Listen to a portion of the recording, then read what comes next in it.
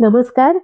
चंदन गाभा या यूट्यूब चॅनलवर संस्कृती डिकोड या मालिकेच्या या भागामध्ये आपल्या सर्वांचं मनःपूर्वक स्वागत. नथ या विषयाची माहिती आपण घेतोय आणि आज आपण ऐकतोय तिसरा भाग. 16व्या शतकातली 2 म्युरल पेंटिंग्ज त्रावणकोर इथं सापडली. एका जुन्या प्रासादाच्या भिंतीवर आढळलेल्या या चित्रामध्ये 2 स्त्री प्रतिमा आहेत आणि त्या चित्रातल्या दोघीही स्त्रियांच्या नाकामध्ये नथ आहे.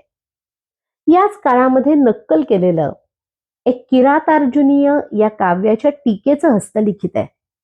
एकनाथ भट्ट नावाच्या विद्वानांनी ते लिहिलंय आणि यामध्ये एक सरस्वतीचं चित्र आहे. हस्तलिखितातल्या या सरस्वतीच्या चित्रामध्ये तिच्या नाकामध्ये 2-3 लोमते मोती असणारी दक्षिण भारतीय पद्धतीची नथ दिसते.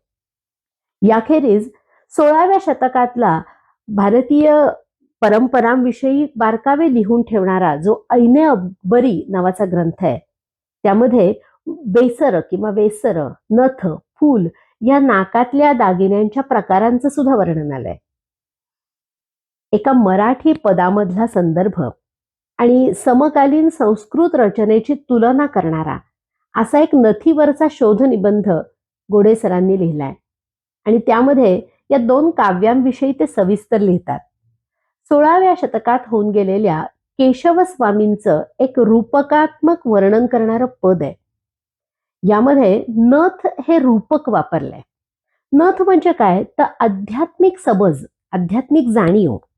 ही जाणीव ज्याच्याकडे आहे असा शिष्य गुरुना कसा आवडतो किंवा पती आणि पत्नी यांच्यामधलं नातं पण दाखवलंय की जेव्हा आध्यात्मिक समज असते, ती समजूत असते, ती पती पत्नीच्या नात्याला सुद्धा कशी शोभून दिसते. आणि हे पद फार सुंदर आहे. हे असं आहे, माझे नाकीचे बरवे मोती वो, वरी फाकती निर्मळ ज्योती वो, शुद्ध सुवर्ण गुंफुनी सलिला, मुखी मुखाचा दावित सोहळा, परम सुंदर जे अति ढाळाचे, नित्य नूतन परिबहु काळाचे, बोध माणिक त्यावरी शोभते, उंची पावून खालते लोंबते, मुख्य लेणिया माझी लेणे वो. या नथीला मुख्य लेणं म्हटलंय. मुख्य लेणिया माझी लेणे वो, गुरु वल्लभ मोहिला जेणे वो. अशी ही शोभून दिसणारी आध्यात्मिक समज दिसली की मग गुरु शिष्याला आपलासा करतो, जवळ करतो. याच काळामध्ये असलेली 16व्या शतकातलीच नाकातल्या मोत्याचं वर्णन करणारी दक्षिण भारतातल्या एका कवींची रचना. ते कवी होते व्यंकटेश कवी आणि ही फारशी प्रसिद्ध नसणारी रचना, पण तिचं हस्तलिखित पाहून त्यावर संशोधनात्मक लिखाण या लेखामध्ये केलंय. आणि हे हस्तलिखित कुठे सापडलं तर चेन्नई इथल्या शासकीय प्राच्यविद्या हस्तलिखिताच्या संग्रहामध्ये हे सापडलं आणि गोदा नावाच्या देवतेच्या नाकातल्या नथीचं वर्णन करणारे फक्त असे 25 श्लोक या रचनेमध्ये आहेत. नासा मौक्तिक पंचविंशती या नावानं हे स्तोत्र ओळखलं जातं. नासा मौक्तिक मातनौतु भवताम नानाविधाम संपदम, ही प्रत्येक श्लोकाची 4थी ओळ आहे.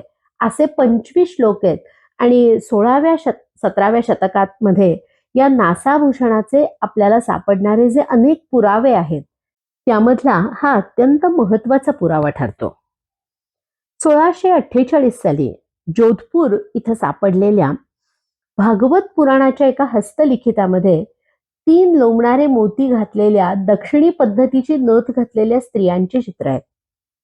एडवर्ड टेरी नावाचा एक ब्रिटिश अधिकारी 1616 ते 1619 या काळात म्हणजे इंग्रज भारतात येण्यापूर्वी भारत भेटीवर आला होता. भारतीय स्त्री पुरुषांची वेशभूषा, दागिने हे त्याला फार लक्षवेधी वाटले आणि म्हणून त्यानं या सर्वांची नोंद त्याच्या रोजनिशीत आणि त्याच्या प्रवास वर्णनामध्ये करून ठेवली. त्यामध्ये कानाच्या पाडीला आणि नागपुडीला पाडलेली भोकं आणि त्यातले दागिने याचं अगदी सविस्तर वर्णन त्यांनी केलंय. या नंतरच्या काळात म्हणजे साधारण 18व्या-19व्या शतकानंतर नथ या दागिन्याचे असंख्य उल्लेख सापडतात. त्यातले काही रंजक उल्लेख आपण उद्याच्या चौथ्या आणि अखेरच्या भागामध्ये पाहूया. आजचा भाग इथेच थांबवू. तुम्हाला ही मालिका कशी वाटतेय आणि संशोधन केलेलं हे लिखाण आपल्यापर्यंत पोहोचवण्याचा, साध्या भाषेमध्ये पोहोचवण्याचा हा प्रयत्न तुम्हाला आवडतोय की नाही हे मला आवर्जून कळवा. लवकरच भेटूया उद्याच्या नथ या विषयावरच्या अखेरच्या भागात. तोपर्यंत नमस्कार.